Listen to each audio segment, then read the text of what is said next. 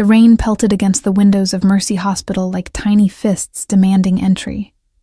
I'd been on my feet for 16 hours straight, my hospital scrubs clinging to my skin, the antiseptic smell burning my nostrils even after all these years. 3 emergency surgeries, 2 cardiac arrests, and a child with pneumonia who reminded me too much of my brother when we were kids. My shoulders ached, as if someone had replaced my muscles with concrete. "Olivia, you need to go home," Dr. Patel said. Her dark eyes narrowed with concern as she scanned my face. "You look like you're about to collapse." I forced a smile. "Just one more patient chart to update, and I'll be out of here." The truth was, I didn't mind staying. My studio apartment would be cold and empty, bills scattered across the kitchen counter like fallen leaves. Dad's medical debt collectors would have left another voicemail, their voices syrupy sweet while threatening to take what little I had left. At least here, in the fluorescent glow of the hospital, I was someone who mattered. I finished my notes and dragged myself toward the staff exit, pushing through the heavy door into the ambulance bay. The rain had eased to a gentle mist that kissed my face. I pulled my thin jacket tighter around my shoulders and started the 15-minute walk to my apartment, passing the employee parking lot where I couldn't afford to keep a car. That's when I noticed the black Bentley. It sat like a panther ready to pounce, gleaming under the streetlights despite the rain, its windows tinted so dark they seemed to absorb the night. It was parked in the ambulance-only zone, but no one had dared to ticket it or tow it away. Something about it made my skin prickle with unease. As I walked past, the back door opened. I glimpsed a leather interior that probably cost more than my yearly salary. A man stepped out, his movements fluid and deliberate like a dancer, or a predator. The streetlight caught his profile, strong jaw, straight nose, dark hair swept back from his forehead. He wore a charcoal suit that seemed molded to his broad shoulders, the fabric so fine it appeared to capture and release light with each breath he took. I quickened my pace, clutching my bag closer to my body. In this neighborhood, men who looked like that, who owned cars like that, were either lost or looking for trouble. "Nurse Bedford?" His voice rolled like distant thunder, soft yet commanding enough to freeze me in place. I turned slowly, my exhaustion momentarily forgotten. "Do I know you?" He approached with measured steps, hands in his pockets, casual yet calculated. Now I could see his eyes, the color of whiskey held up to firelight. They assessed me with an intensity that made me feel like I was simultaneously being seen and dissected. Up close, I noticed a faint scar curving along his left cheekbone, the only imperfection in an otherwise flawless face. "No," he said, his mouth curving into something that wasn't quite a smile. "But I know you. Olivia Bedford, 27, emergency room nurse, graduated top of your class despite working 2 jobs. My heart skittered like a startled rabbit. "Who are you?" "Adrian Russo." He extended a hand that I didn't take. If the rejection bothered him, he didn't show it. "I have a proposition for you." "It's midnight, Mr. Russo. Whatever you're selling, I'm not buying." I started to turn away. "It's about your father's debt." The words snagged me like a hook. I stopped, my breath catching. "What do you know about my father?" "I know he left you with $300,000 in medical debt when he died. I know the collectors are threatening to garnish your wages." He stepped closer, close enough that I could smell his cologne, something woodsy and expensive that reminded me of forests I'd never visited. "I can make that go away." Warning bells clanged in my head. Men like him didn't offer help without expecting something in return. "Why would you do that?" "I need a private nurse for my sister. She was injured in an accident. She requires discreet, round-the-clock care for a few weeks." His eyes never left mine. "The pay is excellent. Enough to clear your father's debt and start fresh. If you need a private nurse, there are agencies. I need someone I can trust." His voice hardened at the edges. Someone without connections who might ask uncomfortable questions.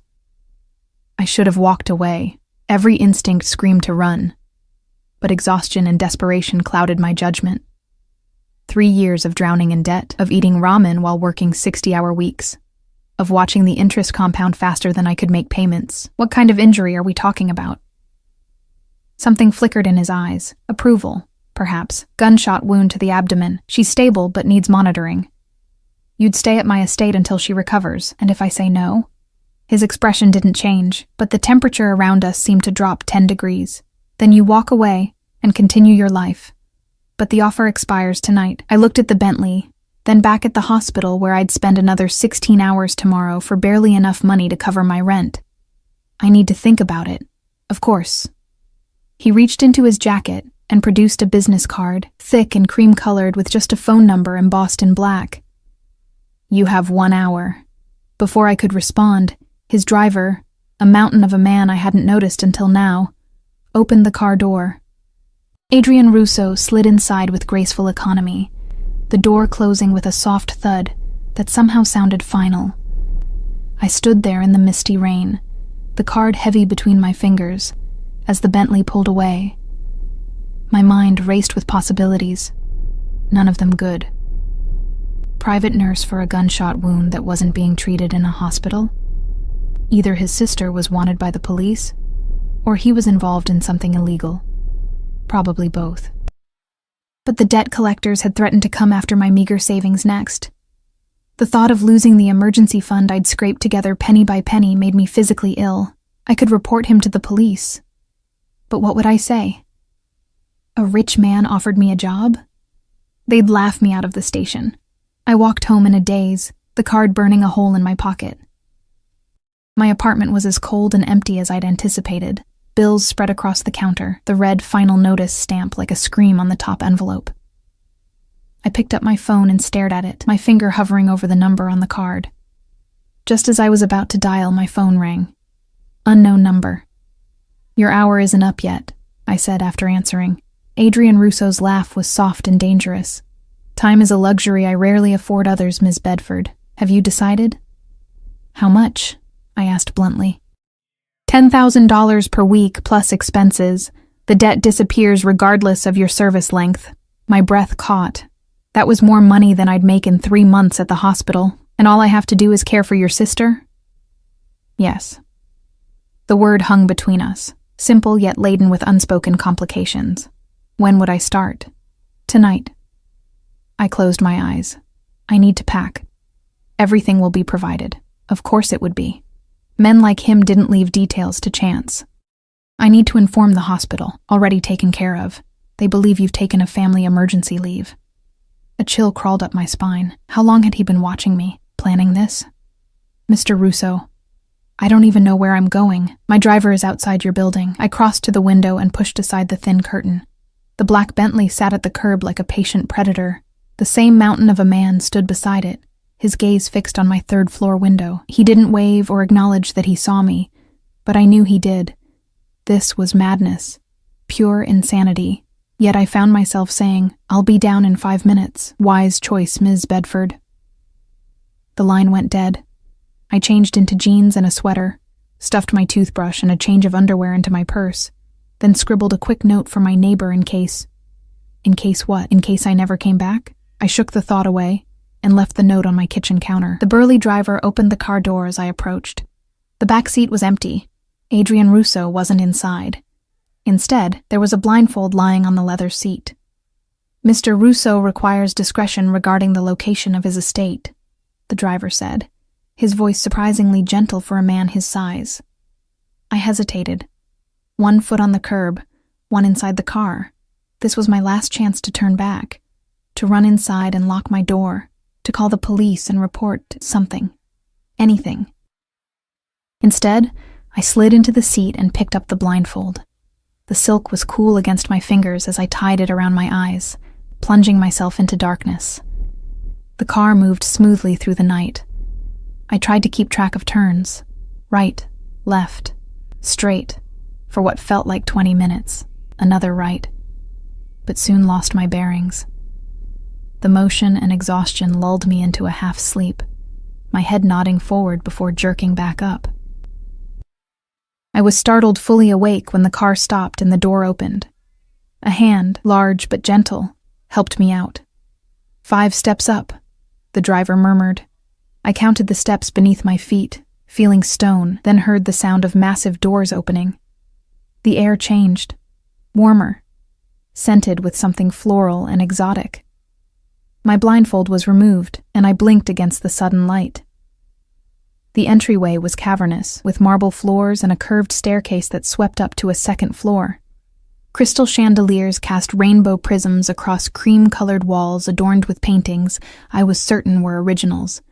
It was like stepping into a museum, or a palace from another century. Adrian Russo stood at the foot of the stairs, his suit jacket discarded, the sleeves of his white shirt rolled up to reveal forearms corded with muscle. He looked both more relaxed and more dangerous in his own domain. "Welcome to my home, Ms. Bedford." He gestured expansively. "I trust the journey wasn't too uncomfortable." "The blindfold was a bit much," I said, trying to sound braver than I felt. His mouth quirked upward. "Necessary precautions. You'll understand why soon enough." He started up the stairs, clearly expecting me to follow. "I'll show you to my sister now. She's been sedated but should be waking soon."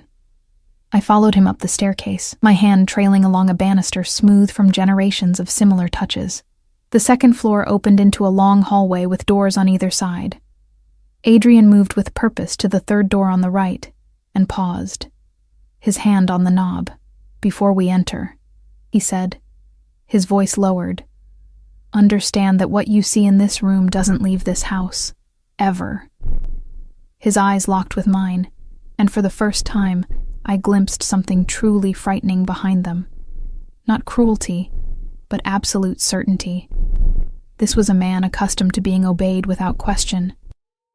I nodded, my throat suddenly dry. He pushed open the door to reveal a bedroom converted into a medical suite. A hospital bed stood in the center, surrounded by monitors and IV stands. In the bed lay a young woman, perhaps 22 or 23, her skin pale against dark hair spread across the pillow. She was beautiful even in unconsciousness, with the same straight nose and defined cheekbones as her brother. I moved to her side automatically, checking the monitors, assessing her condition with practiced eyes. The wound had been treated professionally. The bandages were precisely applied, the IV properly placed. Someone with medical training had already attended to her. "Who did this?" I asked, lifting the edge of the bandage to examine the stitches. "That's not your concern." Adrian moved to stand at the foot of the bed, his eyes on his sister's face. Something in his expression shifted, softened.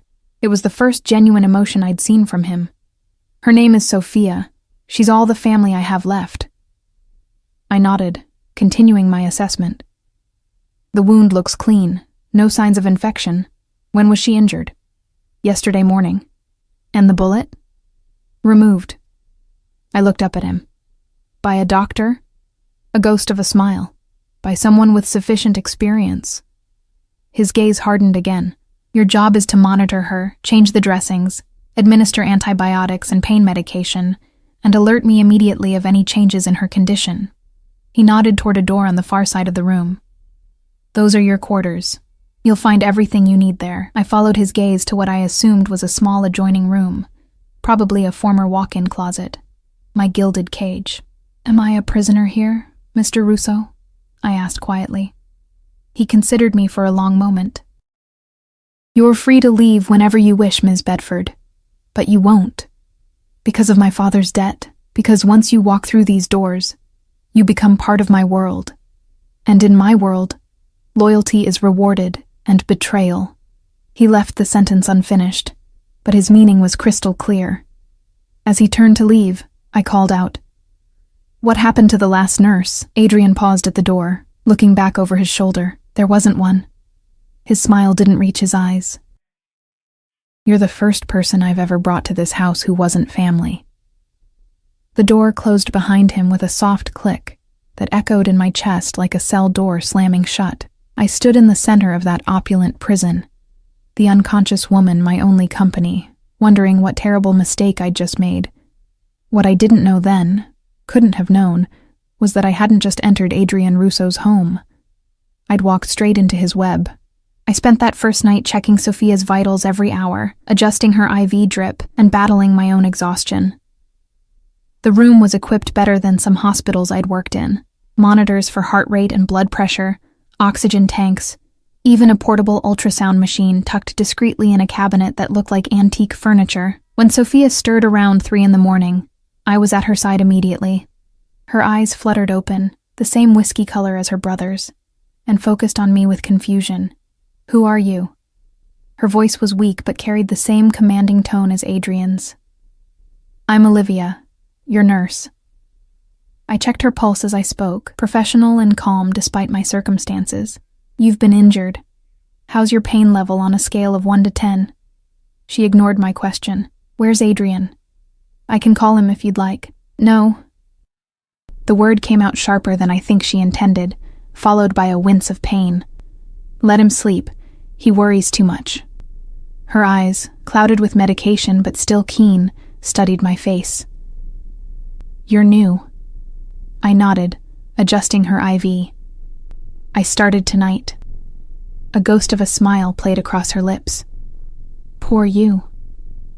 Before I could ask what she meant, her eyes drifted shut again, pulled under by the sedatives and pain medication.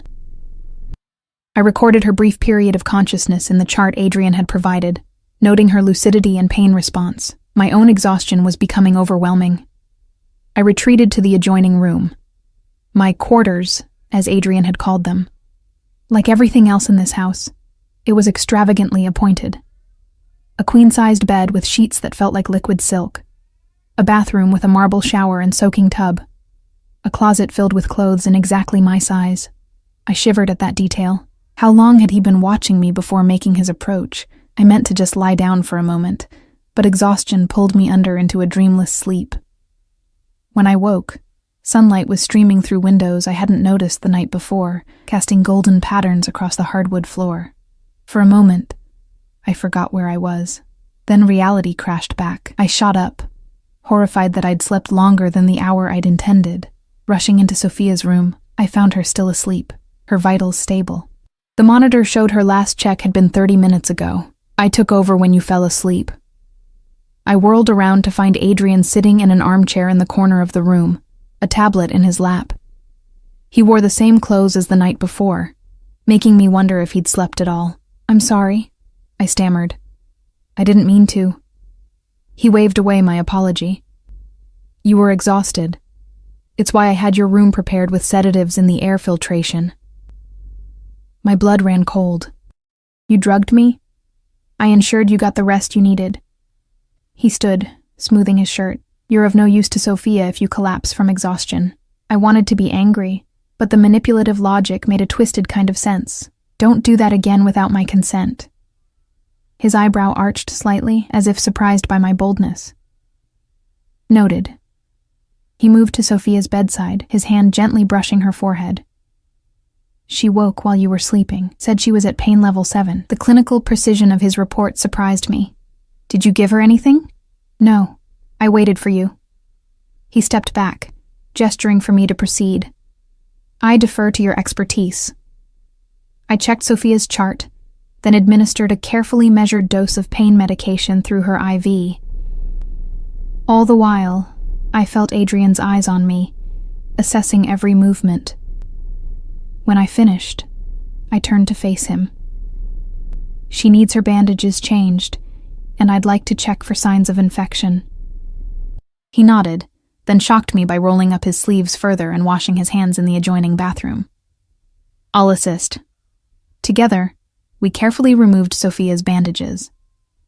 The wound was red, but showed no signs of infection, a clean through and through just above her hip that had somehow missed vital organs.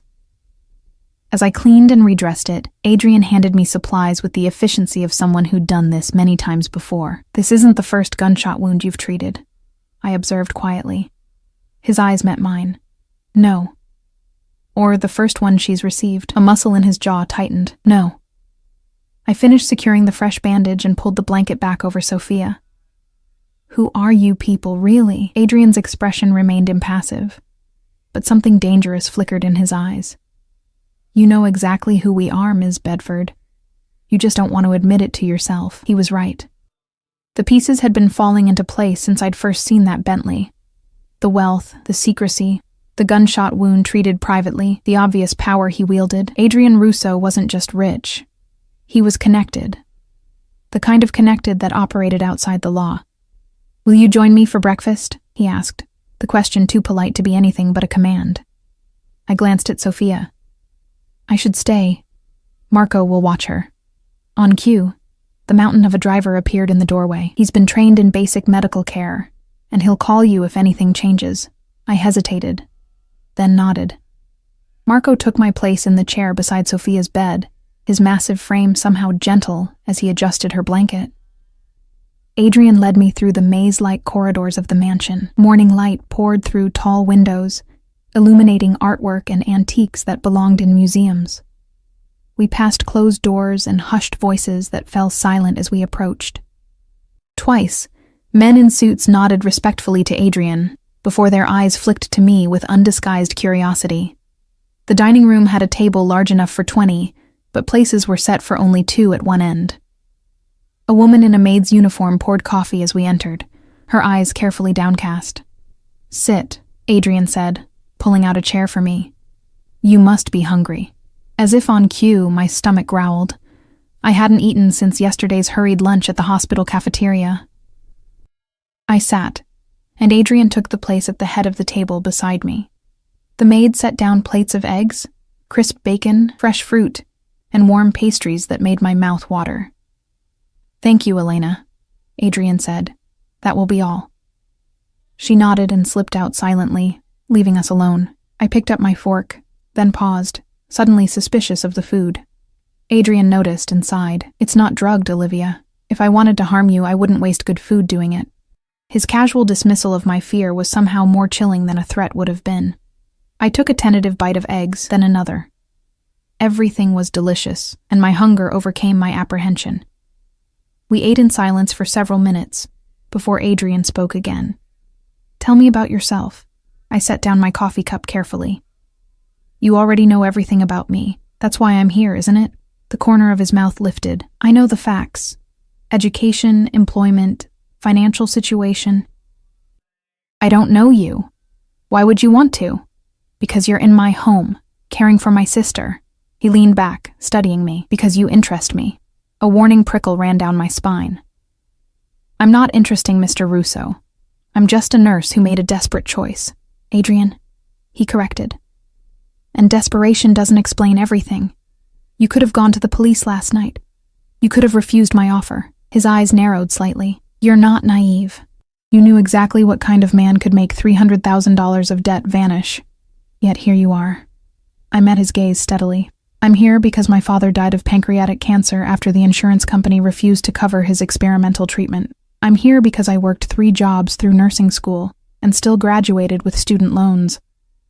I'm here because the American healthcare system is designed to keep people like me drowning in debt forever." I set my fork down with a soft clink. "So yes, I made a choice. But don't mistake it for complicity in whatever you do." Adrian's expression remained unreadable, but something shifted in his eyes. Respect, perhaps, or surprise. "Fair enough." He took a sip of his coffee. "Your father's debt will be cleared by the end of business today." Relief flooded through me, momentarily overwhelming my apprehension. "Thank you." He waved away my gratitude. "We had an agreement." He stood, signaling the end of breakfast. "You're confined to the East Wing for your safety. Sophia's room, your quarters, the small library, and this dining room. Attempts to explore beyond will be discouraged." I nodded, understanding the threat beneath his polite words. "Sophia will need physical therapy once she's stronger.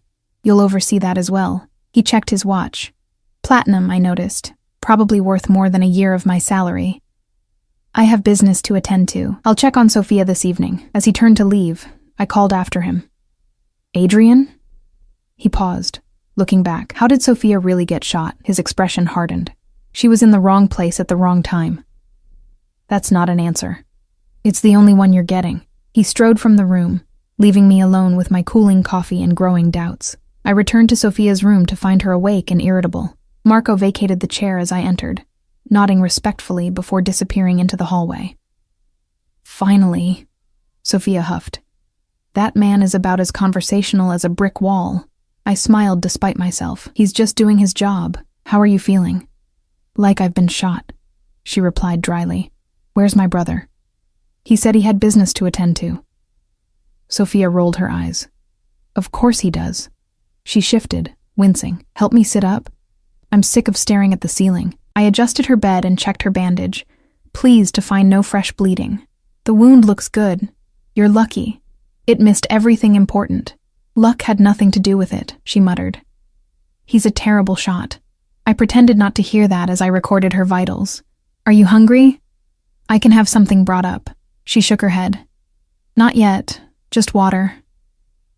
As I poured from the crystal carafe beside her bed, she studied me. So you're the new project, I frowned. Project? Adrian doesn't bring people here unless they serve a purpose, and you're not his usual type of employee. Her eyes, sharper now that the medication was wearing off, assessed me. You're too soft. Too honest. I'm just a nurse doing a job, I said carefully. Sophia's laugh turned into a pained cough. Sure you are. And this is just a flesh wound, and Adrian is just a businessman. She took the water I offered, sipping slowly. You should know he always gets what he wants. Always. And what does he want with me? Her expression turned somber. I wish I knew. But my brother doesn't collect people by accident. She handed back the empty glass. Be careful, Olivia. Once Adrian decides you're his, he never lets go. A chill settled in my stomach. Before I could press further, Sophia's eyes fluttered closed, exhaustion reclaiming her. I tucked the blanket around her and retreated to the window, looking out over manicured gardens surrounded by a stone wall, topped with what I was certain was razor wire. Beyond that, dense forest stretched as far as I could see. I was trapped in a golden cage, with no idea where I was or what Adrian Russo really wanted from me. Days passed in a strange, tense routine. Sophia grew stronger, moving from bed to chair with my assistance.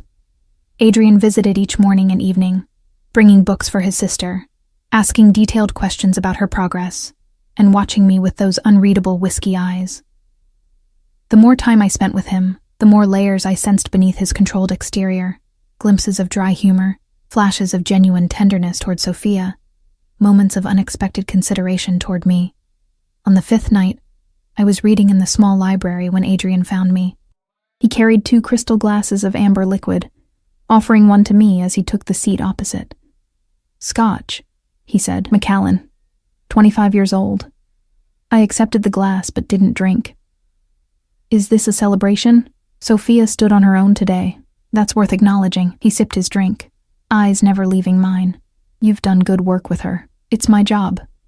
A job you've done exceptionally well, despite the circumstances. He leaned back, looking more relaxed than I'd seen him before. He'd discarded his suit jacket and tie, the top buttons of his shirt undone to reveal the strong column of his throat. Most people would have crumbled under the pressure. I'm used to pressure. I finally took a sip of the scotch, letting it burn a warm path down my throat. Emergency room, remember? That's different. Clinical pressure. This, he gestured vaguely, encompassing the situation, the house, himself. This is something else entirely. I set my glass down. Why am I really here, Adrian? There are plenty of private nurses who do this job without the kidnapping dramatics. You weren't kidnapped. You came willingly. Under duress. His mouth quirked. Semantics. He studied me for a long moment. The truth is, I needed someone without connections to my world. Someone who could be trusted with Sophia's care without being a liability. And how am I not a liability? I could go to the police the minute I leave here. You won't. His certainty chilled me, not just because I've upheld my end of our bargain, but because you're smart enough to know what would happen. The threat hung between us, unspoken but clear. I changed tactics. Who shot Sophia? His expression darkened. An enemy who's been dealt with. Is that why there are more guards around the property now? I've seen them from the windows. Adrian's eyebrows rose slightly. Impressed or concerned by my observation? Yes. There have been developments. What kind of developments? The kind that don't concern you. He finished his scotch and stood. Get some rest, Olivia. Sophia starts physical therapy tomorrow and she's not an easy patient. As he reached the door, I called after him. The debt collectors stopped calling. Thank you. He paused, looking back at me with an expression I couldn't decipher. I keep my promises, Olivia. Remember that. Long after he'd gone, I sat in the library, turning my glass between my fingers, wondering why his words felt less like reassurance and more like a warning. Sophia proved to be as difficult in physical therapy as Adrian had warned. Her determination was admirable, but her patience was non-existent. "I'm not an invalid," she snapped, gripping the parallel bars we'd had installed in her room, sweat beading on her forehead as she took another shaky step. "No one said you were," I replied calmly, staying close enough to catch her if she fell. "But a gunshot wound isn't something you can just power through." She shot me a glare that reminded me so much of her brother that I had to suppress a smile. "Adrian told me the same thing this morning. Are you two coordinating your lectures now?" "Your brother and I rarely agree on anything," I said dryly. "But when it comes to your recovery, we're on the same page." Sophia's mouth quirked as she reached the end of the bars and turned carefully. "He likes you, you know." She took another step, her knuckles white with effort. "I can tell." I kept my expression neutral. "He likes that I'm helping you recover." "No." Sophia shook her head, pausing to catch her breath. "Adrian doesn't like people. He uses them, pays them, sometimes even respects them. But he doesn't like them." She looked at me with those perceptive eyes. "He watches you when you're not looking." A shiver ran down my spine, but I ignored it. "Let's focus on your physical therapy, not your brother's people-watching habits." Sophia let out a small laugh that turned into a wince. "Deflection. Interesting." She took another step. "I haven't seen him this intrigued since—" She cut herself off abruptly. "Since what?" Her expression closed. "Nothing. Just family history." We completed the session in silence, and by the end, Sophia was exhausted but pleased with her progress. I helped her back to bed and checked her wound, which was healing nicely. "You should join us for dinner tonight," Sophia said as I recorded her vitals. I looked up in surprise. "Us?" "Adrian and me. He's arranged for us to eat in the small dining room instead of me being stuck in bed." She tucked a strand of dark hair behind her ear. "It would be nice to have company that actually talks." The invitation felt significant somehow. In the week I'd been here, I'd always eaten alone in my room or with Sophia, never with Adrian outside of that first breakfast. "I don't think your brother would want—" "It was his suggestion," she interrupted, watching my reaction closely. My pulse quickened inexplicably. "Then I'll be there." "Good." She settled back against her pillows. "Wear something nice. There should be suitable options in your closet." I'd avoided the clothes Adrian had provided, sticking to the scrubs I'd found in my bathroom. The idea of wearing something he'd selected felt too intimate, too much like accepting my captivity. But tonight, curiosity overcame principle. In my room, I opened the closet to find an array of dresses, blouses, and slacks, all in my size, all expensive brands I'd never been able to afford. I selected a simple navy blue dress with 3/4 sleeves, modest yet flattering. The fabric felt luxurious against my skin, a dangerous reminder of the comforts this gilded cage provided. At precisely 7, Marco appeared to escort me to the small dining room, a cozy space compared to the formal dining hall, with a table set for 3 and a fireplace crackling in the corner. Adrian and Sophia were already there. Sophia seated in a wheelchair looking pale but determined, Adrian standing behind her in a charcoal suit that made his eyes seem even more intense. His gaze tracked me as I entered, lingering on the dress. "You look lovely, Olivia." "Thank you," I replied, feeling strangely self-conscious. "The dress fits perfectly." "Of course it does," Sophia said with a knowing smile. "Adrian's very thorough in his research." Adrian shot his sister a warning look before pulling out a chair for me. "Wine?" I nodded, and he poured a deep red into my glass. Our fingers brushed as he handed it to me, sending an unexpected jolt through my system that I blamed on nerves. Dinner was served by the same silent maid, Elena, who'd attended our breakfast days ago. The food was exquisite: roasted duck with cherry reduction, truffle risotto, and vegetables so perfectly prepared they seemed sculpted rather than grown. As we ate, the conversation flowed more easily than I'd expected, with Sophia doing most of the talking, sharing childhood stories that painted a picture of their privileged but isolated upbringing. "Adrian was terrible," she laughed, recounting a prank he'd played on their tutor. "The poor man resigned on the spot. He was incompetent, Adrian replied, but there was fondness in his voice, and he talked down to you. So you replaced his cologne with fish oil? It made a point. I watched their interaction with fascination. In these moments, they seemed like any siblings sharing memories, not whatever dangerous people they truly were. When Sophia began to tire, Adrian called for Marco to take her back to her room. I should go with her, I said, starting to rise. She'll be fine for an hour, Adrian countered. Stay.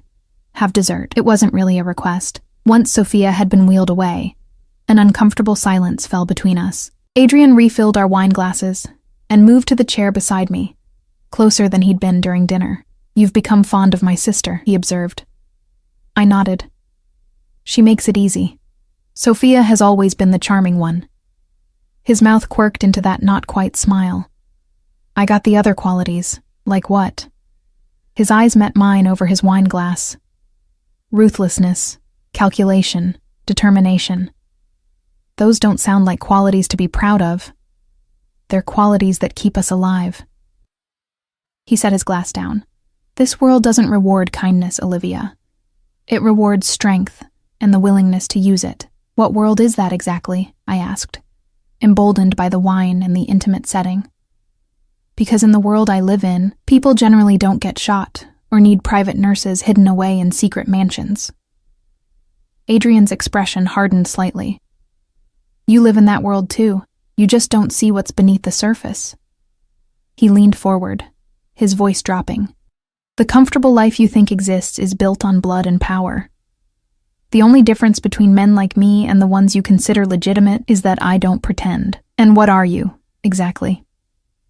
His eyes held mine. I think you've figured that out by now. I had, of course. The security, the wealth, the violence, the power.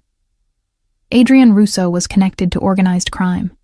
Probably ran it, based on the deference I'd seen from everyone around him.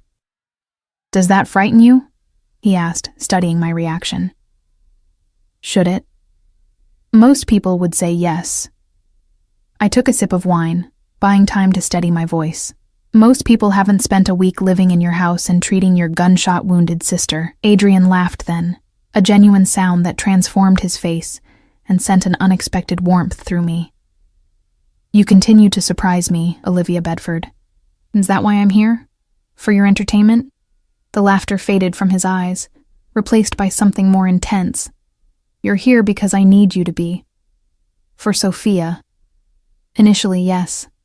The implication in that single word, initially, hung between us, charged and dangerous. Adrian's gaze dropped briefly to my lips before returning to my eyes, and I felt a pull toward him that had nothing to do with fear or obligation. I stood abruptly, needing distance. I should check on Sophia. Adrian rose as well, moving with that liquid grace that made him seem like a predator even in the most mundane actions. Of course. He walked me to the door, standing close enough that I could smell his cologne and feel the heat radiating from his body. As I reached for the handle, his hand covered mine, warm and strong. Olivia. His voice was low, intimate. The circumstances of your arrival here were unconventional, but I want you to know that you're not a prisoner anymore. You're my guest. I looked up at him, trying to read the truth in those whiskey eyes. Then I can leave? His jaw tightened almost imperceptibly. When Sophia has recovered fully. His fingers traced a light pattern on the back of my hand, but I hope you won't want to by then. Before I could respond, he lifted my hand and pressed his lips to my knuckles, a gesture so old-fashioned and unexpected that it left me speechless. He released me and stepped back, his expression once again unreadable. Good night, Olivia. I fled to Sophia's room, my heart hammering in my chest. She was already asleep, her breathing deep and regular, the monitors showing strong vitals. I checked her wound and adjusted her blankets, going through the motions of my job while my mind raced. What was happening to me? I'd come here under duress, essentially kidnapped to care for a criminal's wounded sister. I should be looking for ways to escape, not feeling this dangerous attraction to a man who represented everything I should despise. Yet as the days turned into a second week, I found myself looking forward to Adrian's visits. He began joining Sophia and me for physical therapy, then staying afterward to talk, sometimes about books. He was surprisingly well-read, sometimes about medicine. He asked intelligent questions about treatments and procedures. Sometimes about nothing at all. Just comfortable silence as we watched Sophia grow stronger. One afternoon, I found him alone in the library, staring out the window at the rain pelting the gardens. "Sophia's napping," I said, hesitating in the doorway. "I can come back later." He turned, and something in his expression made me pause. The controlled mask had slipped, revealing exhaustion and what looked almost like grief. "Stay," he said softly. "Please." I moved into the room, taking the chair opposite his by the window. "Is everything all right?" Adrian ran a hand through his hair, a rare gesture of discomposure. "There have been complications with business.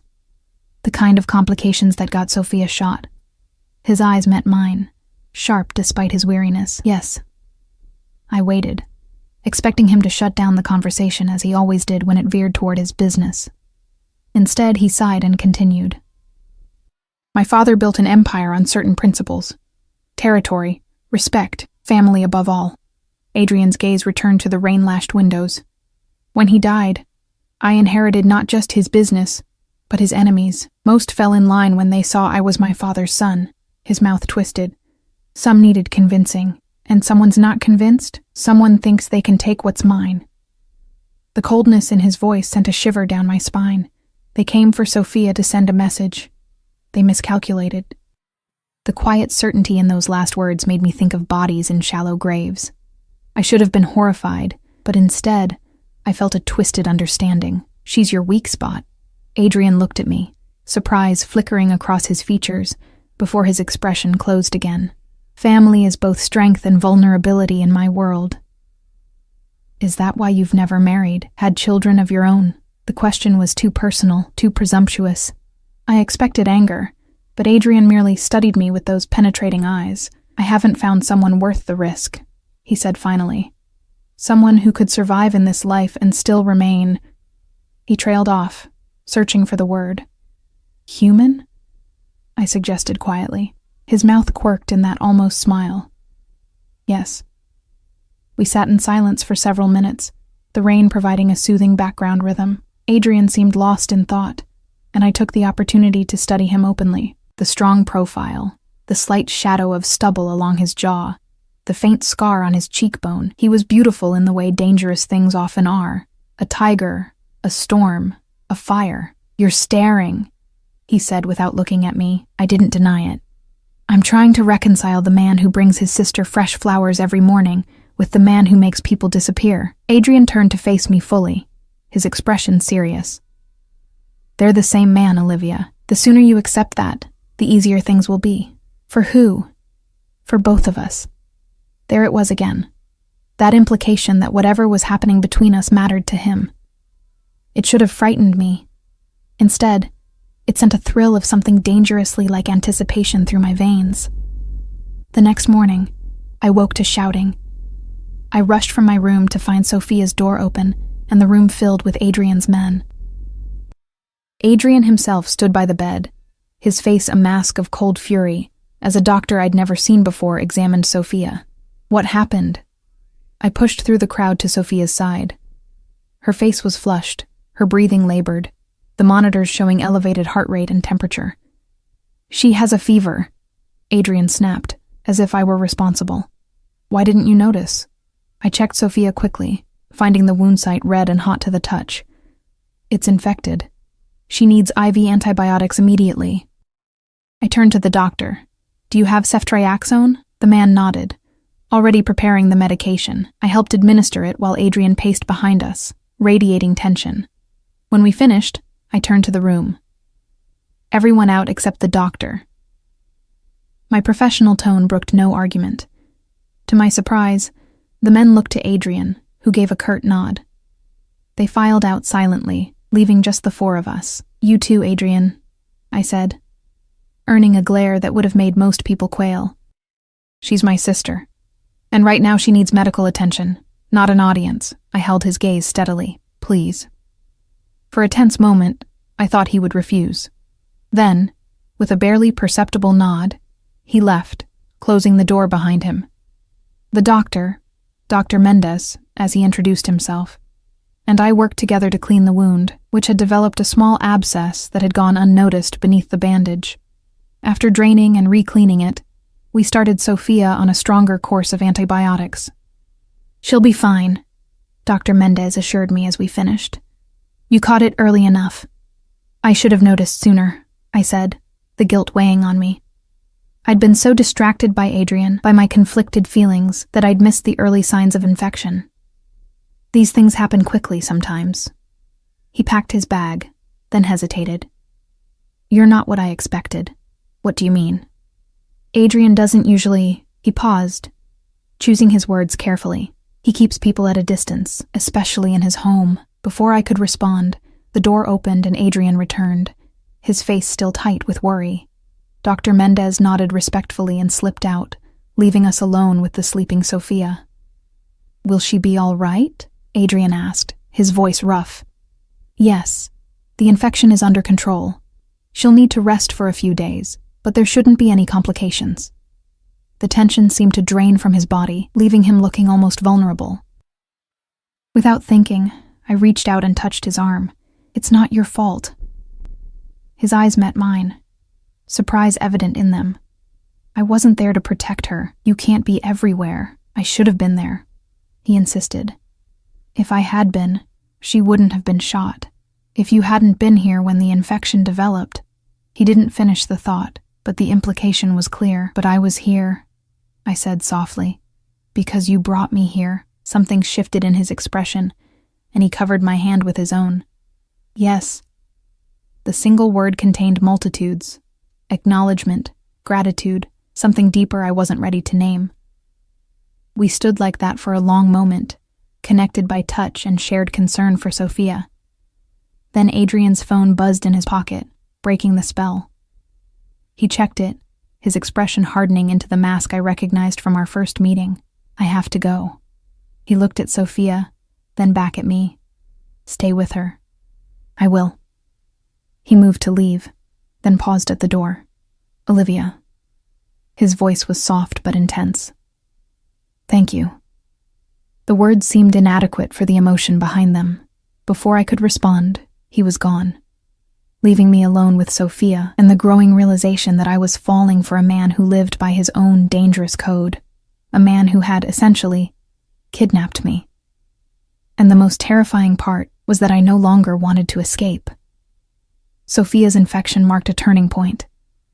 Adrian became a constant presence in her room, working remotely from a laptop while I tended to his sister. The carefully maintained distance between us began to erode, replaced by a quiet intimacy born of shared concern. "Her fever's down," I said on the third morning, checking Sophia's vitals while Adrian watched from his now permanent place in the corner armchair.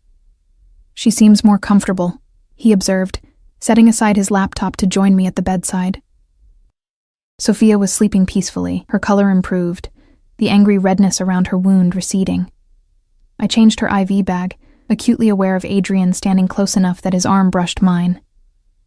"You saved her life," he said quietly. "Again." I shook my head. "I just did my job." "No." His hand closed gently around my wrist, turning me to face him. "A job is what people do for money. This was more." His eyes searched mine, intense and vulnerable in a way I'd never seen before. "You care about her." "Of course I do." I couldn't look away from his gaze. "Sophia makes it easy to care."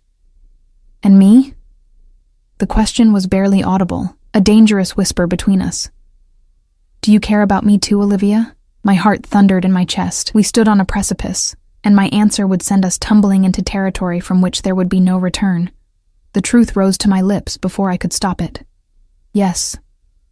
The word hung between us, raw and honest. Adrian's eyes darkened, and his hand slid from my wrist to intertwine with my fingers.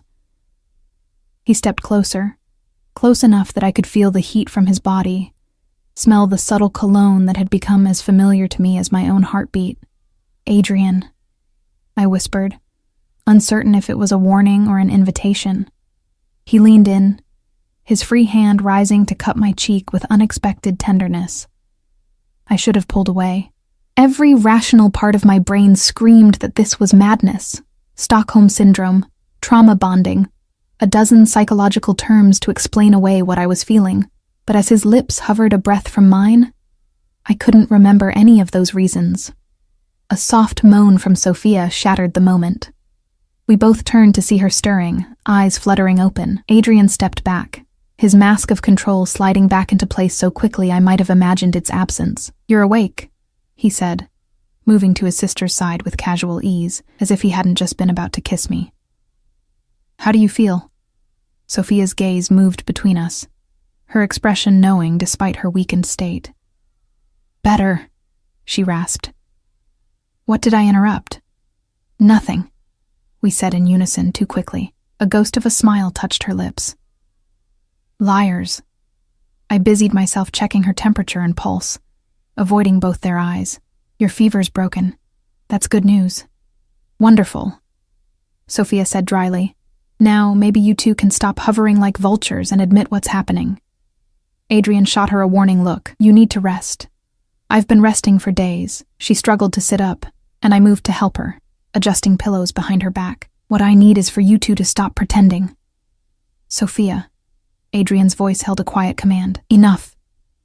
She rolled her eyes but subsided, too weak to argue further. I seized the opportunity to escape the suddenly charged atmosphere. "I'll get you some broth," I said, heading for the door. "You need to eat something." In the hallway, I leaned against the wall, eyes closed, trying to steady my breathing. What was I doing? Whatever was developing between Adrian and me could only end badly. He was a criminal, possibly a killer, who had essentially forced me into his home. The fact that I no longer felt like a prisoner didn't change how I'd arrived. Yet I couldn't deny the truth of what I'd admitted to him. I did care. More than care. The attraction I felt went beyond physical desire. It was a pull toward something essential in him. The core of steel and vulnerability beneath the dangerous exterior. I collected myself and went to the kitchen, where Elena was already preparing a tray with soup and tea. She smiled shyly as I entered, one of the few staff members who'd warmed to my presence. "For Miss Sophia," she said in accented English. "Mr. Russo said she is better today." "Yes, much better." I returned her smile, grateful for the normality of the exchange. "I can take it up. There is lunch for you and Mr. Russo also," she added, nodding to a second covered tray. The implication that Adrian and I would eat together sent another wave of confusion through me. How easily I'd slipped into this strange domestic arrangement, as if having lunch with a Mafia boss while caring for his gunshot-wounded sister was the most natural thing in the world. I returned to find Sophia dozing again, and Adrian on the phone, speaking rapidly in what sounded like Italian. His voice was hard, commanding, so different from the gentleness he'd shown moments ago. He ended the call when he saw me, his expression unreadable once more. "Soup for the invalid," I said lightly, setting the tray beside Sophia's bed, and apparently lunch for us. Adrian nodded, helping me arrange the small table by the window. We ate in silence, the almost kiss hanging unacknowledged between us. Finally, he spoke. "We need to talk about what happens when Sophia is fully recovered." My stomach tightened. "You mean when I leave?" His eyes met mine. "Do you want to leave?" The question was loaded with unspoken implications. I stared down at my half-eaten sandwich, buying time. "I don't know. You could stay," he said, his voice careful, controlled. "I could use someone with your skills. The position would be well compensated, of course." The clinical offer stung more than it should have. "As your personal nurse," a muscle ticked in his jaw, "as whatever you want to be, Olivia." I looked up sharply, searching his face for meaning. "And if what I want doesn't align with your plans?" "My plans have changed since I met you." The admission seemed to cost him something. "Adrian Russo wasn't a man accustomed to changing course for anyone. Because you care about me too?" I pressed, needing to hear it. His expression softened almost imperceptibly. "Because you've become important." It wasn't a declaration of love, but from a man like Adrian it might as well have been. Still, I needed clarity. "Important how?" I set down my fork. "As an employee? A possession? Another person under your protection and control? Adrian's eyes narrowed. Is that what you think? That I want to control you? I think you control everything and everyone around you. It's who you are. I held his gaze steadily. But I won't be owned, Adrian, not even by you. Something dangerous flashed across his features, then receded, replaced by grudging respect. No, he said quietly. You wouldn't be. Before I could respond, a commotion erupted in the hallway, raised voices, heavy footsteps. Adrian was on his feet instantly, positioning himself between me and the door, hand reaching inside his jacket for what I was certain was a gun. The door burst open to reveal Marco, his normally impassive face tight with urgency. Boss, we have a situation. Perimeter breach on the east side. Adrian's demeanor changed completely.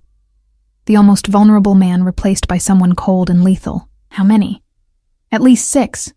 Heavily armed. Lock down the house. Full security protocol. Adrian turned to me, his expression grim. Stay with Sophia. Lock the door. Do not open it for anyone but me or Marco. Fear clawed at my throat. Adrian, what's happening? Remember what I told you about enemies?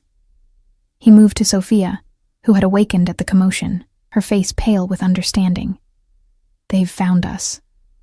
He pressed a quick kiss to his sister's forehead, then straightened, his eyes meeting mine. Keep her safe. With that, he was gone, Marco at his heels, the door closing firmly behind them. I rushed to lock it, then turned to Sophia, who was struggling to sit up. You need to stay calm, I said, medical training kicking in despite my own panic. Your body can't handle stress right now. Help me up, she insisted. We need to get to the panic room. What? No. Adrian said to stay here. Adrian doesn't know how bad it is. Sophia's eyes were wide with fear. These aren't ordinary rivals. It's the Moretti family. They won't stop until we're dead. I hesitated, torn between Adrian's instructions and Sophia's obvious terror. You're in no condition to move. I'm in worse condition if they find me in this bed. She grabbed my arm with surprising strength. Please, Olivia, trust me. The desperation in her voice convinced me. I quickly disconnected her IV, helped her into a robe, and supported her weight as she stood shakily. Where is this panic room? Behind the bookcase in Adrian's study. Sophia leaned heavily against me as we moved to the door. 2 doors down on the left. I unlocked the door and peered into the hallway. It was empty, but I could hear shouting and what sounded like gunfire from somewhere deeper in the house. My heart hammered against my ribs as I helped Sophia into the corridor, her arm draped over my shoulders, her body trembling with effort. We had just reached Adrian's study when a man appeared at the end of the hallway. Not one of Adrian's guards, but a stranger with cold eyes and a gun in his hand. He spotted us and raised his weapon. Without thinking, I yanked Sophia through the study door and slammed it shut, hearing the thud of bullets embedding in wood mere seconds later. The bookcase, Sophia gasped, pointing to the far wall. Pull the red book, 3rd shelf, center. I half-dragged her across the room, frantically scanning the shelves until I found the book. A red-bound copy of The Art of War. Fitting. I pulled it, and a section of the bookcase clicked, swinging inward to reveal a small, steel-reinforced room. We tumbled inside just as the study door splintered open.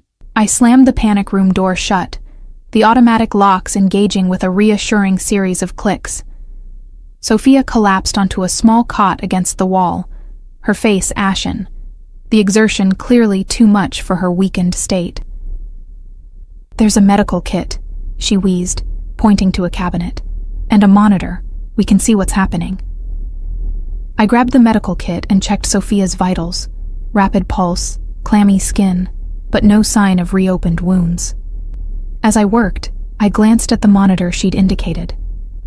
It displayed feeds from security cameras throughout the house, showing scenes that turned my blood cold. Adrian's men were engaged in a firefight with the intruders. Real, brutal violence, nothing like the sanitized versions I'd seen in movies. I watched in horror as a body fell, then another, blood pooling on the marble floors I'd walked across just hours before. Then I saw Adrian. He moved with lethal precision, his face a mask of cold fury as he dispatched an attacker with a single shot. This wasn't the man who'd brought Sophia fresh flowers, who'd almost kissed me with such tenderness. This was someone else entirely, a predator in his element. He's protecting what's his, Sophia said softly, following my gaze. This is the world we live in, Olivia. This is who we are. I couldn't tear my eyes from the screen as Adrian worked his way methodically through the house, clearly searching for something.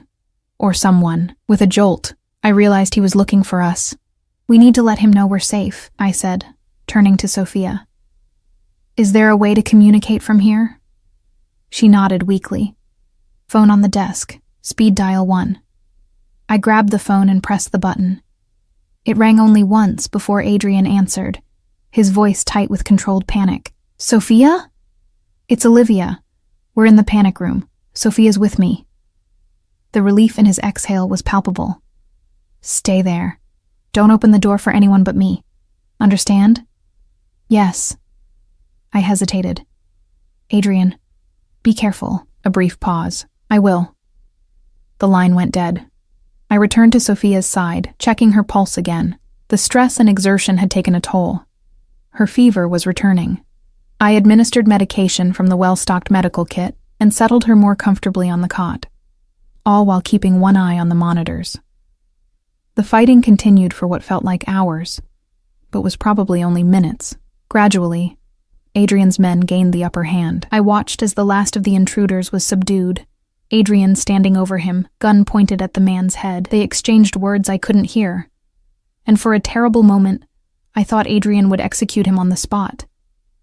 Instead, he gestured to Marco, who hauled the man to his feet.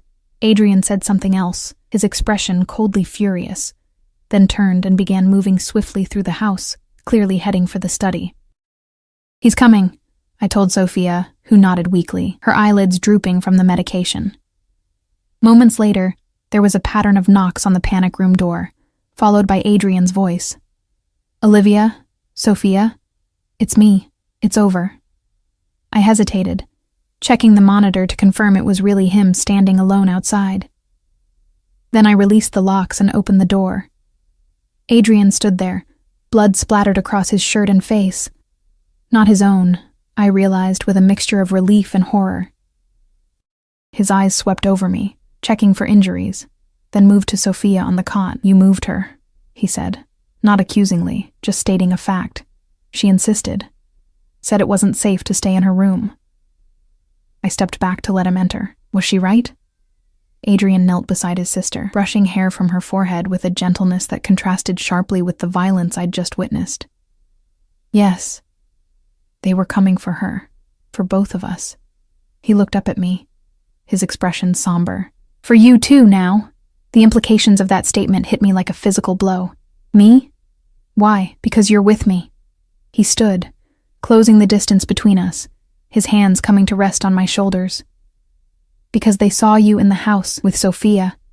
That makes you part of this now. I shook my head, denial rising in my throat. I'm just a nurse. I'm not part of your world. Adrian's grip tightened slightly. You became part of it the moment you stepped into my car, Olivia. His eyes held mine, intense and unyielding. And now there's no going back. Not after what happened today. The reality of my situation crashed over me like a wave. Even if I left now, I'd never be truly safe. I knew too much, had seen too much. And more than that, I'd become important to Adrian Russo, which made me a target for his enemies. What happens now? I asked, my voice steadier than I felt. We move, Adrian said simply. This location is compromised. He glanced at Sophia. As soon as she's stable enough to travel. Where? Somewhere safer. He reached up to brush a strand of hair from my face, his touch incongruously gentle given the blood still drying on his skin. You'll come with us. It wasn't a question, but it wasn't quite a command either. It was an assumption, a certainty that our paths were now irreversibly linked, and the most terrifying realization was that I wanted to go with him, wanted to stay in his world despite everything I'd just witnessed. Yes, I said quietly. I will. Something flickered in his eyes, relief, gratitude, something deeper I still couldn't name. Then he leaned forward and pressed his lips to my forehead, a kiss that felt like both a promise and a claim. I'll protect you, he murmured against my skin. Always. I should have been repulsed by the blood on his clothes, by the violence I'd witnessed, by the danger he represented. Instead, I found myself leaning into his touch, accepting the protection he offered, knowing it came with chains I might never be able to break. Sophia stirred on the cot, her eyes opening to see us standing so close. A weak smile touched her lips. "About time," she murmured, before drifting back to sleep. Adrian's mouth quirked in that almost smile I'd come to recognize. Then he stepped back, his expression turning serious again. "We need to move her back to her room for now. The house is secure, but we'll leave at first light." Together we carried Sophia back to her bedroom, which had mercifully been untouched by the violence. As I reconnected her IV and checked her vitals, Adrian made phone calls, his voice low and commanding as he arranged our departure. When I finished with Sophia, I turned to find Adrian watching me, his expression unreadable once more. "You should rest," he said. "Tomorrow will be a long day. I should stay with Sophia. Marco will watch her." As if on cue, the large man appeared in the doorway. "You need sleep." Too exhausted to argue, I nodded and headed for my room. Adrian followed, walking so close behind me that I could feel his presence like a physical touch. At my door, I turned to face him. "You should clean up," I said, gesturing to the blood on his shirt. "And let me check you for injuries."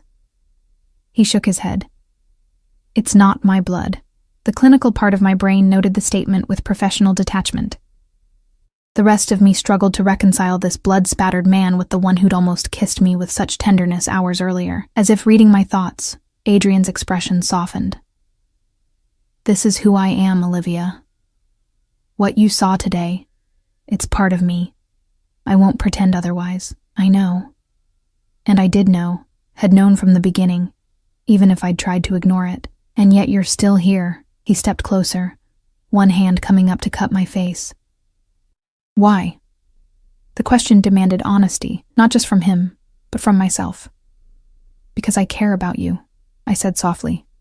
"God help me, but I do." Something fierce and possessive flashed in his eyes. Then, finally, he kissed me. His lips were firm yet gentle, the kiss a question and a claim all at once. I should have pushed him away, should have remembered the violence I'd just witnessed, the blood still on his clothes. Instead, I found myself responding, my hands gripping his shirt, pulling him closer. The kiss deepened, grew hungry, months of tension and attraction igniting between us. Adrian pressed me against the door, his body solid and warm against mine, his hands tangling in my hair as he devoured my mouth with a possessiveness that should have frightened me but only made me want more. When we finally broke apart, both breathing hard, his eyes were dark with desire, and something that looked almost like wonder. "Olivia," he murmured, his voice rough, "you have no idea how long I've wanted to do that. I should have had regrets, second thoughts, moral qualms. Instead, I found myself saying, 'Show me again.'" His smile, a real one this time, transforming his face, was the last thing I saw before he captured my lips once more, sealing a pact neither of us had expected to make when I first entered his world. In that moment, I knew I'd crossed a line from which there was no return. Adrian Russo had kidnapped me to save his sister, but somewhere along the way, I'd surrendered something far more valuable than my freedom. I'd given him my heart. Dawn broke with a cold gray light filtering through the curtains of my room. I woke disoriented, memories of the previous day rushing back. The attack, the panic room, Adrian's kiss. Especially Adrian's kiss. My fingers touched my lips, still tender from his intensity. A soft knock at the door jolted me fully awake. I pulled on a robe and opened it to find Elena with a tray of coffee and a grim expression. "Mr. Russo says to hurry," she said quietly. "Cars leave in 30 minutes. I thanked her and took the coffee, sipping it as I quickly showered and dressed in clothes I found laid out for me. Practical dark jeans, a cashmere sweater, and sturdy boots. A small duffel bag sat by the door, presumably packed with essentials.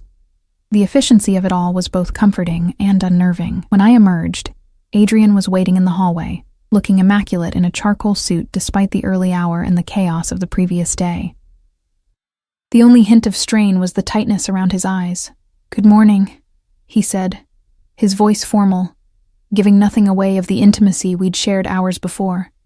"Morning." I searched his face, trying to gauge his mood. "How's Sophia?" "Stable. The doctor checked her an hour ago." He gestured for me to follow him. "She'll travel in the medical transport with Dr. Mendez. You and I will take the lead car." As we walked, I noticed the house had been immaculately cleaned. No evidence remained of yesterday's violence, no bullet holes, no blood on the marble floors. It was as if it had never happened, a detail that disturbed me more than the actual fighting had. Outside, a convoy of black SUVs waited, engines running. Armed men stood at strategic points around the property, their expressions vigilant. At the center of the driveway was a vehicle that looked like an ambulance but was clearly armored and customized. Adrian guided me to the first SUV, his hand at the small of my back. The familiarity of his touch sent warmth spreading through me, despite the tension of the situation. Marco opened the door, and Adrian helped me inside before sliding in beside me. "Where are we going?" I asked as the convoy began to move. "Somewhere safe."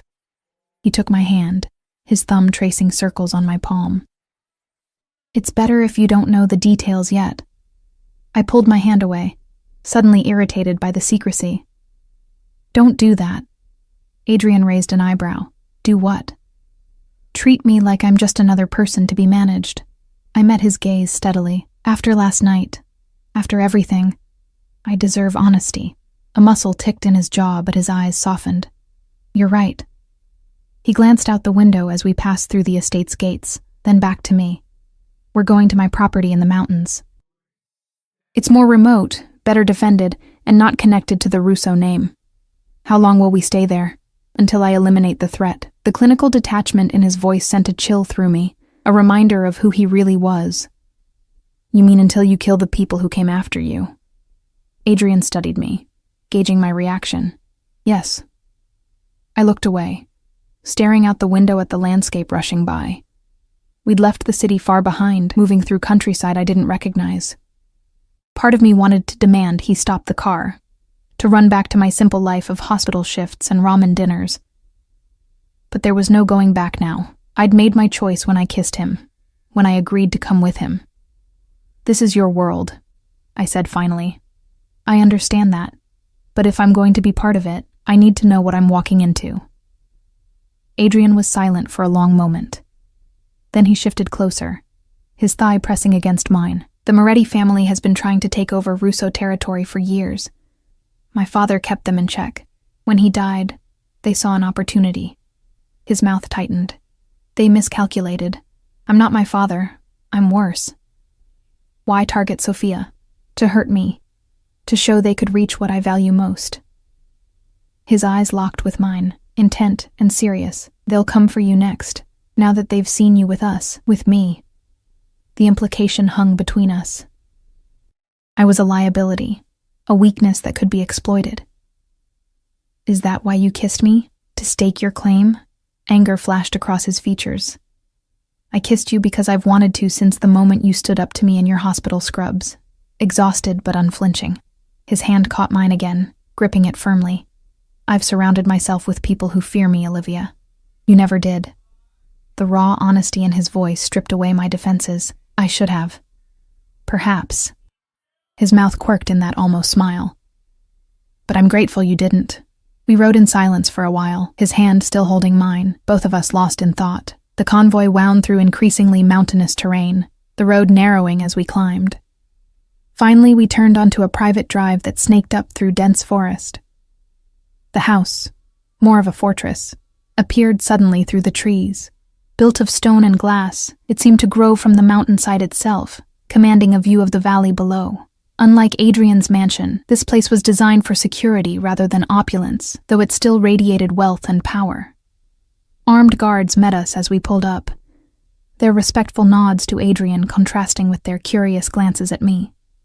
The medical transport arrived moments later, and I shifted immediately into nurse mode, helping transfer Sophia to a room that had been converted into a state-of-the-art medical suite. "She's doing well considering," Dr. Mendez told me as we settled her. "The infection is responding to antibiotics. With proper rest, she should make a full recovery." I nodded, checking Sophia's vitals myself. She was sedated for the journey, but breathing easily, her color better than it had been. "Thank you for coming with us. When Adrian Russo asks for your help, saying no isn't an option. He smiled tightly. But in this case, I'm glad to be of service. Sophia is a good person. I glanced at him curiously. How long have you known them? Since they were children. His expression softened with memory. Their father was my patient first, then the whole family. Adrian was always so serious, even as a boy, so determined to protect everyone. He checked Sophia's IV, then looked at me. He's different with you, you know. Different how? Gentler. More human. Dr. Mendez patted my shoulder as he moved past me. That's rare in his world. Hold on to it if you can. Before I could respond, Adrian entered the room, his presence immediately commanding attention. How is she? Stable and comfortable, I reported, slipping back into professional detachment. The journey didn't worsen her condition. He nodded, satisfied. Good. He turned to Dr. Mendez. Thank you, doctor. Marco will show you to your quarters. I need a moment with Nurse Bedford. The doctor exited discreetly, leaving us alone with the sleeping Sophia. Adrian moved to stand beside me at her bedside, his shoulder brushing mine. She looks peaceful, he observed quietly. The sedation will wear off soon. She'll probably be disoriented at first. Adrian nodded, then surprised me by taking my hand. Come with me. There's something I need to show you. Curious, I followed him through the house, noting the security features disguised as architectural elements, cameras hidden in light fixtures, reinforced windows, strategic sightlines.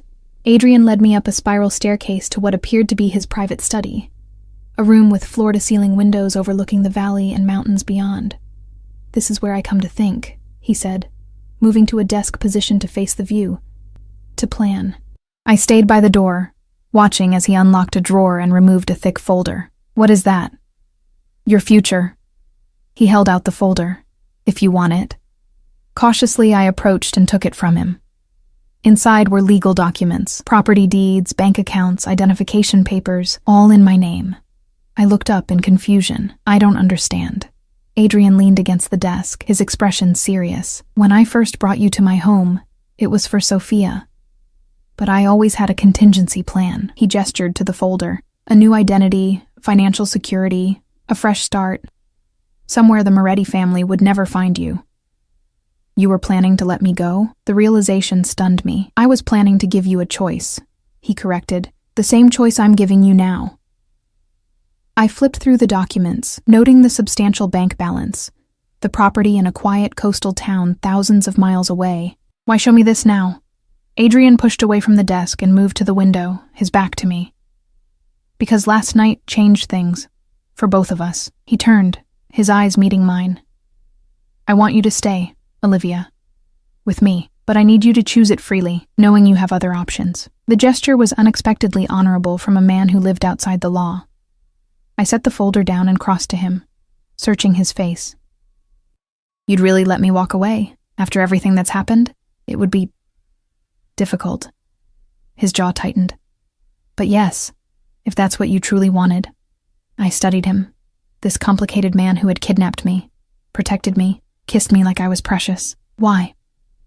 Because cages, even golden ones, destroy what I find most valuable about you. He reached up to brush a strand of hair from my face. Your spirit, your independence, your refusal to be intimidated, even by me. The admission touched something deep inside me. And if I choose to stay, what then? Then you become part of my world. His hand cupped my cheek, with all the protection, privilege, and danger that entails. As what? Your nurse?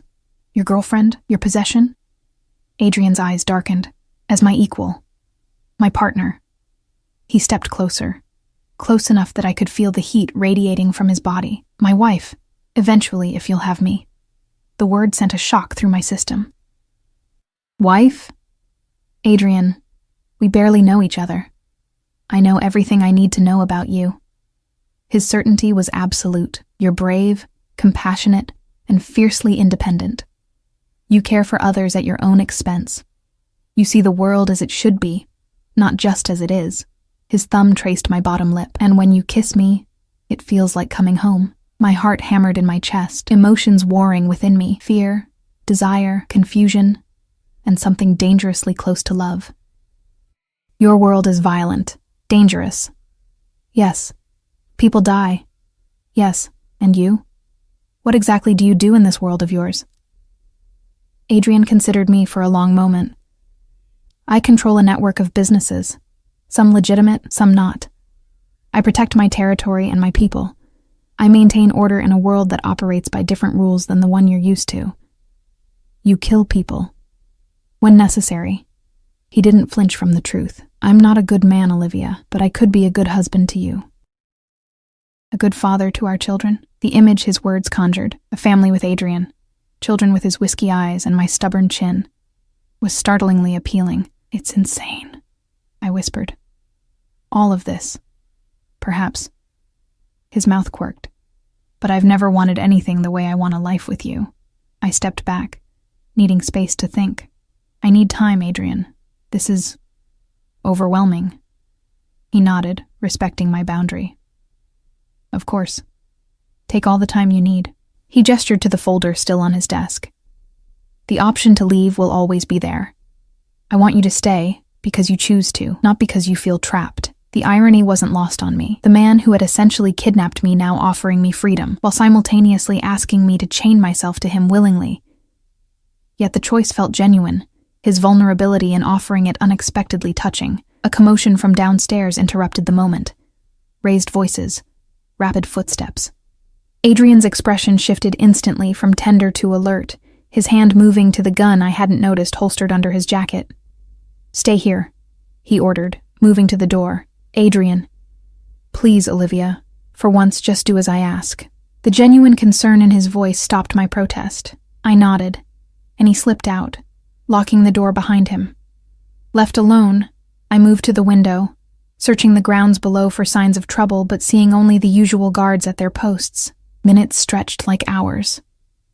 I paced the study, my mind racing with possibilities. Had the Moretti family found us already? Was Sophia all right? The isolation that had seemed protective now felt suffocating.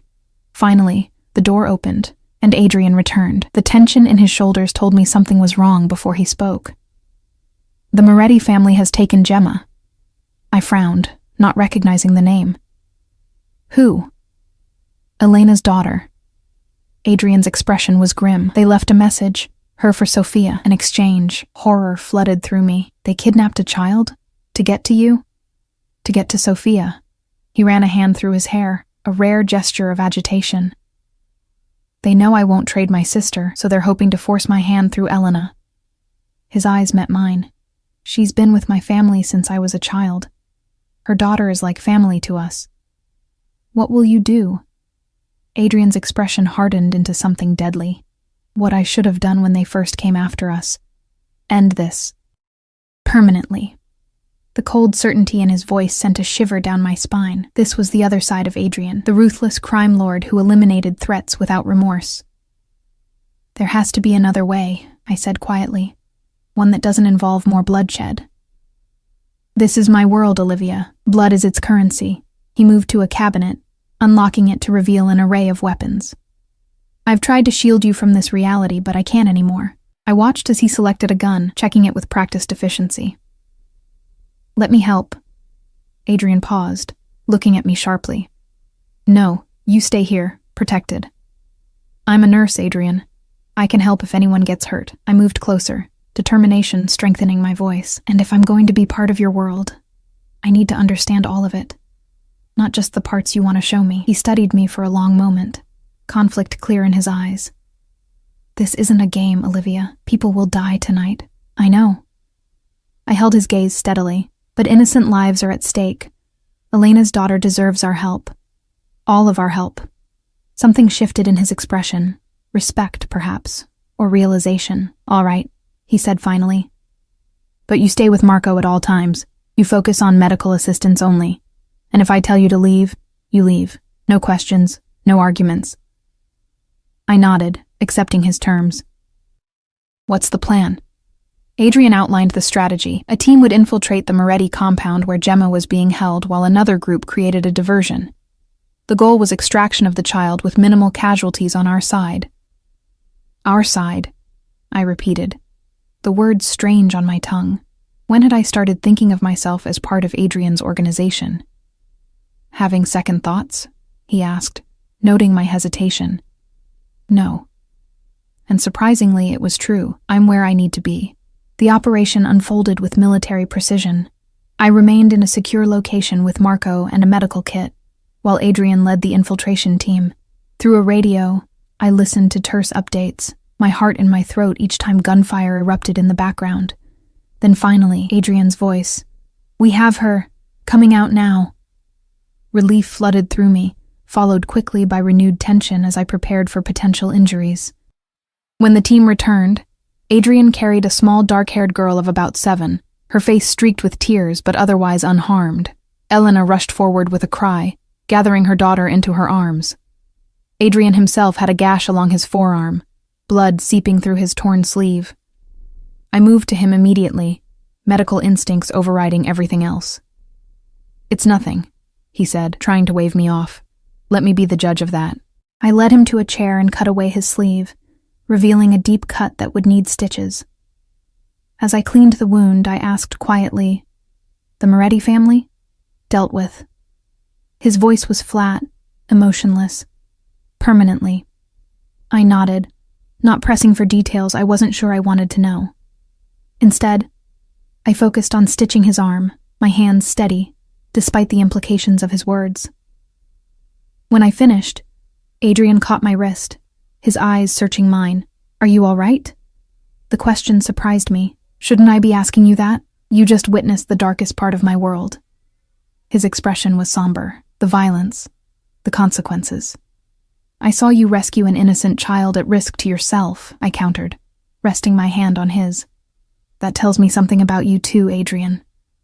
He studied me, his eyes unreadable. "And your decision? Stay or go?" The question hung between us, weighted with potential futures. I thought of the folder in his study, the escape route he'd provided, the safe, normal life I could have, away from violence and danger. Then I looked at Adrian, complicated, dangerous, honorable in his own way, and somehow essential to me now. "I stay," I said quietly. "With you." The tension drained from his body, relief, and something deeper replacing it. He pulled me into his arms, heedless of his wounded arm, and kissed me with a passion that left no doubt about his feelings. "I love you," he murmured against my lips. "I think I have since the night you stood in the rain outside that hospital, defying me even as you considered my offer." The words washed over me, unexpected, yet somehow inevitable. "I love you too," I whispered back, the truth of it resonating through me. God help me, but I do. 3 months later, Sophia stood beside me in a secluded garden at Adrian's mountain property, adjusting the simple white dress I'd chosen for the occasion. Her recovery had been complete, leaving only a small scar as evidence of her ordeal. "Nervous?" she asked, smiling as she tucked a flower into my hair. "A little." I smoothed the silk of my dress. "It's not every day a girl marries a mafia boss." Sophia laughed. "True. But it's not every day a mafia boss finds someone who sees all of him and loves him anyway." She squeezed my hand. "You saved him, you know. Not just me. We saved each other." I looked toward the small gathering waiting under an arbor of white roses. Trusted members of Adrian's organization, Dr. Mendez, Elena and her daughter Gemma, who would be our flower girl. And there, at the center, stood Adrian, breathtaking in a black suit, his eyes fixed on me with an intensity that still made my heart race. He'd changed in the months since I'd agreed to stay. Not fundamentally, for he would always be the man who protected what was his with lethal efficiency. But he'd opened his world to me, included me in decisions, respected my boundaries and opinions. In turn, I'd adapted to his life, finding unexpected purpose in caring for his people, in building a clinic for those who couldn't seek traditional medical help, in loving a man who lived by his own complex code of honor. As Sophia prepared to walk me down the aisle, a role she'd insisted on, I reflected on the strange journey that had brought me here. From a desperate nurse drowning in debt, to the soon-to-be wife of one of the most powerful men in the criminal underworld. It wasn't a fairy tale, not exactly. There was too much blood, too many hard truths, too much danger still lurking at the edges. But as I took my first step toward Adrian, seeing his eyes warm with love and pride, I knew I'd made the right choice. He had kidnapped me. Yes. But in the process, I'd found not just a protector or a partner, but a home. Adrian took my hands as I reached him, his touch gentle yet possessive. "Ready?" he murmured. I smiled up at him. All doubt vanished. "Ready." As we exchanged vows under the clear blue sky, I understood the truth that had been forming since that rainy night outside the hospital. Adrian Russo had indeed kidnapped me. But I had stolen something far more valuable in return. I had stolen his heart, and I would guard it fiercely, just as he protected mine, for all the days to come.